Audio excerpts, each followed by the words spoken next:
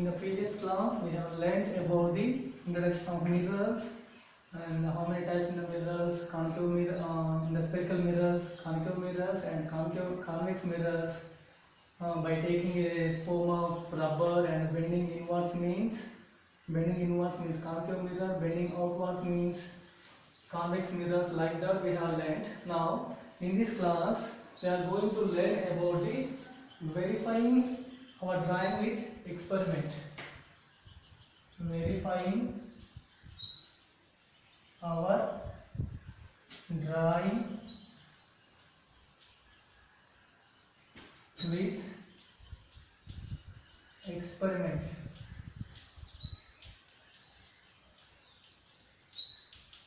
First look at the book, and briefly I will explain about this, and after that I can show you by the experiment. Look at the book. Verifying your drawing with experiment. To verify this, we must find out some way of obtaining beam of parallel rays. How do we do that? Beam. Unlike that, beam means what here? Beam means simply we can say a group of rays. A group of rays is called a beam of light. Beam means what? Group of light rays. Group of light rays. Either they will diverging light rays or converging light rays. These light rays, group of light rays is called beam of light. This is the introduction for beam. Once again look at the book. First we need to create a situation in which one gets parallel rays of light. First we have to create the situation. Which type of situation means we have to obtain the light rays parallel to the mirror or object. Look at the book. In the figure we have stuck two pins on a thermocol black. The pins are parallel to each other as we seen in the figure when a source of light is kept very near. We see the shadows diverging from the base of the pins. As we move the source away from the pins, the angle of divergence gets reduced. If we move the source far away, we will get parallel shadows. But as we move the candle away, the light intensity becomes low. That means to get a beam of parallel rays, the source should be at a long distance and it must be of sufficient intensity. So first we have to take a thermocol black. Just take a thermocol black and we stuck two pins here. We have stuck two pins here to a thermocol black, and we have to bring a light source. And here a candle is we are taking as a light source. Here we take a candle, and if you keep the candle here, the light rays are first. When you are keeping the candle very close to this pin, the shadows of the pins are diverging. They are in the diverging direction. That means here the diverging angle is very high. So when again after the keeping the candle here very close to the thermocol, that means pins, the shadows are diverging with each other while you are moving the candle away from the pins, and these shadows becomes parallel.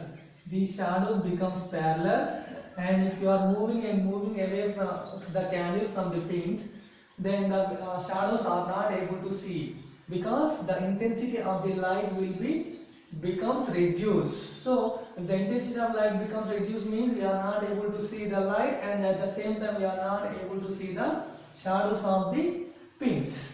So this is about the verifying our drawing by using the experiment. Later we will learn by doing the experiment. Next, look at the next one.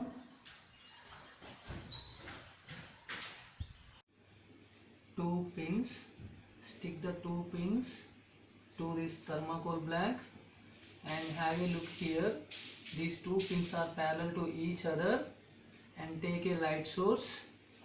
Here we are taking the light source candle, and take the candle very closest to the pins which is stuck to the thermocol. Now you can observe the two shadows, the two pin shadows are diverging from each other. That means the angle between the two shadows is very high, and you can observe when the candle, that means when the light source is moving away from the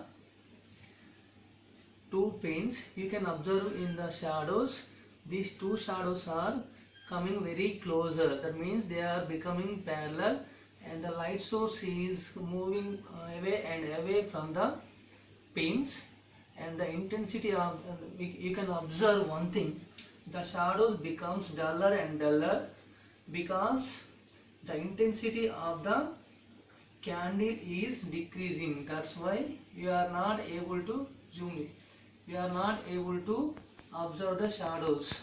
And again, stop it.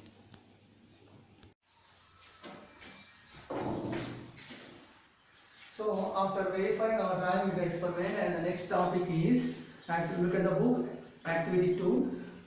If you want to get the parallel rays, so if you want to get the parallel rays, first we need a source of light, and it is not near to the object, and it is far away from this object, and the intensity is most high. So what type of source that is, which source is there, we have to find out. Look at the book. Where do we find one such source? As we have one easily available source, you probably have guessed it's the sun. So actually, what is a light source very far away from our earth means earth, sun. Sun is the only light source which is a very larger distance from the earth, and which contains a large intensity, high intensity. Let us do an experiment with sun rays and a concave mirror. How many types of spherical mirrors we have learned in the previous class? Means two types of spherical mirrors. First one is concave mirror, and second one is convex mirror. So activity 2. Hold a concave mirror such that sunlight falls on it. Take a small paper and slowly move it in front of the mirror, and find out the point where you get the smallest and brightest spot, which will be the image of the sun. Okay, first take a concave mirror. Which type of mirror we are taking here?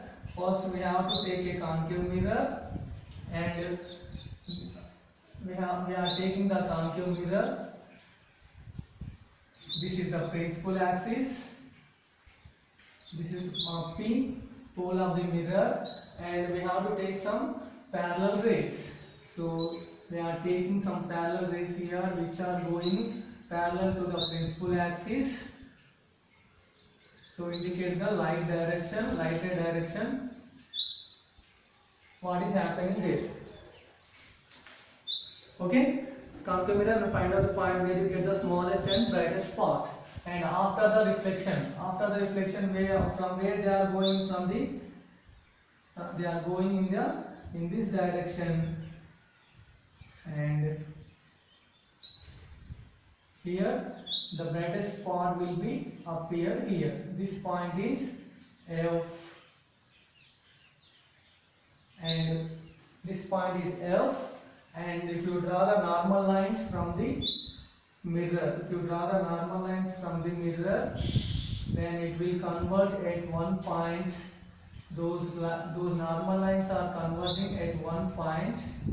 This point is called center of curvature, C, and the distance between the pole of the mirror and C is called radius of curvature, and the distance between the pole and focal point is called focal length. It is indicating by capital F.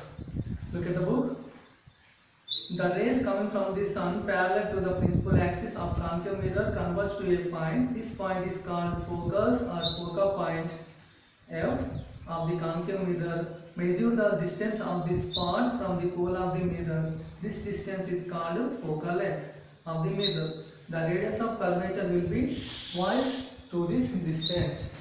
So how many terms we have learned here? First, pole of the mirror, capital P, and the distance between the pole of the mirror and focal point is called this distance is called focal length. This distance is called focal length. The distance between the pole and focal point is called focal length, and the distance between the pole and center of curvature is called radius of curvature.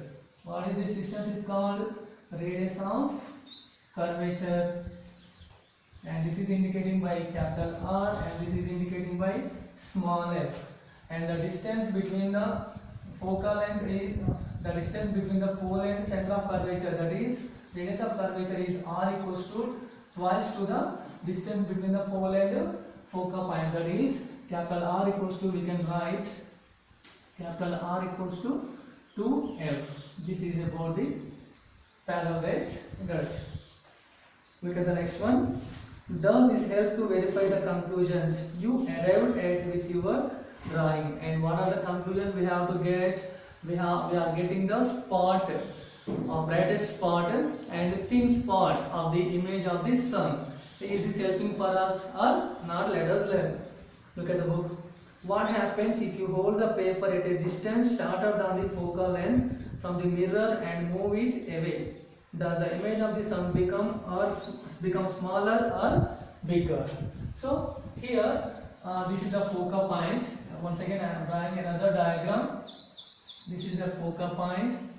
This is a concave mirror. This is a concave mirror and this one is pole of the mirror, and just imagine this is focal point of the mirror and this one is center of the curvature C, and we are taking the parallel rays. We are taking some parallel rays, and after the reflection, after incident on this mirror, they are going through the focal point. Okay, going to the focal point.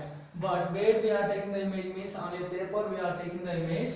If you are keeping the paper here, if you are keeping a paper here, that means before the focal point, between the pole and focal point, before the focal point, and first we are keeping the paper between the pole and focal point of the mirror, and what will be the image of the sun? The image will be forms or not forms, and after that moving the paper towards the center of the curvature, that means away from the mirror. What is happening?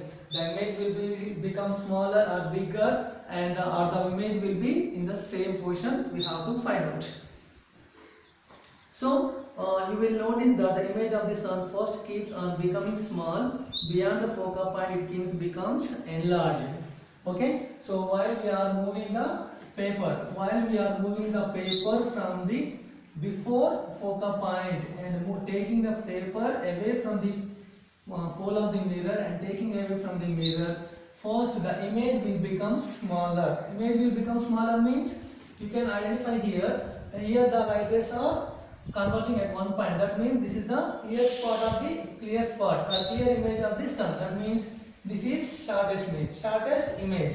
Small image, that means here if you are taking the paper towards the focal point and away from the pole of the mirror, the image of the sun first becomes smaller, and after that you are taking away from the focal point of the mirror towards the center of the curvature and away from the pole of the mirror, and it becomes enlarged. That means the image will be bigger in size.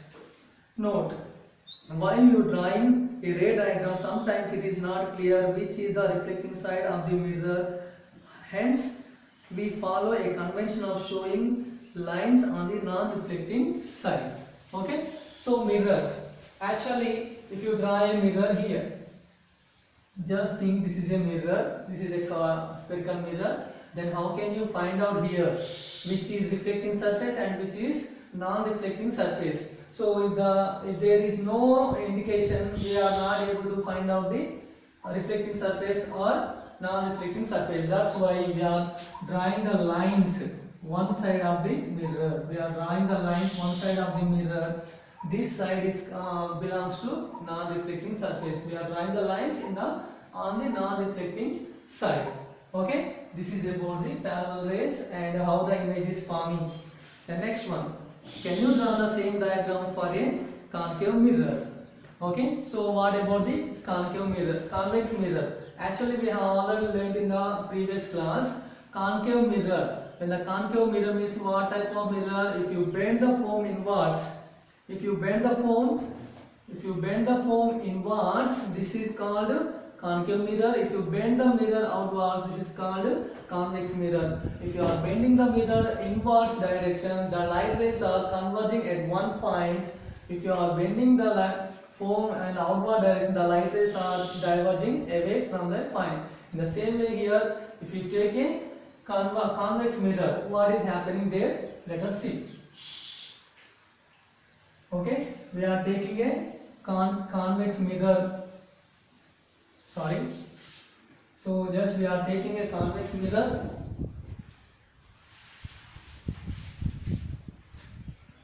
Take a convex mirror and draw the non-reflecting surface. This side is non-reflecting surface of the convex mirror.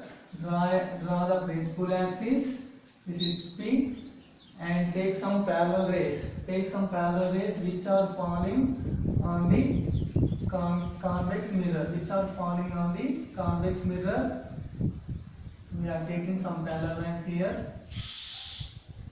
And what is happening after incident? After incident on the convex mirror, this is P, and these light rays are diverging away from the incident point. These light rays are diverging away from the incident point.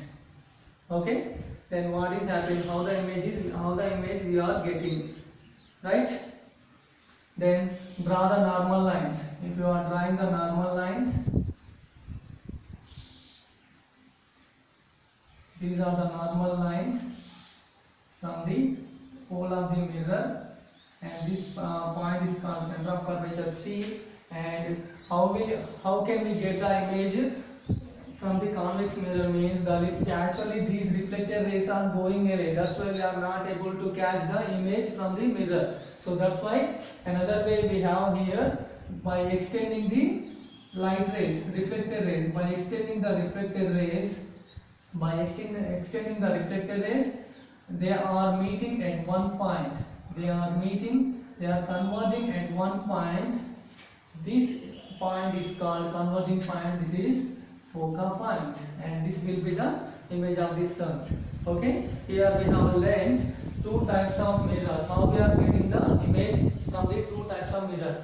First one is how can we get the parallel rays after incident on the concave mirror. Here we are getting the image of the light source, and here when the light rays are incident on the convex mirror, actually the light rays are diverging away from the mirror. That's why we are not able to get the image easily. And another time, if you have another way, if you extend the light ray reflected rays towards the principal axis, they will converge at one point. On that point only, focal point, they will be getting an image.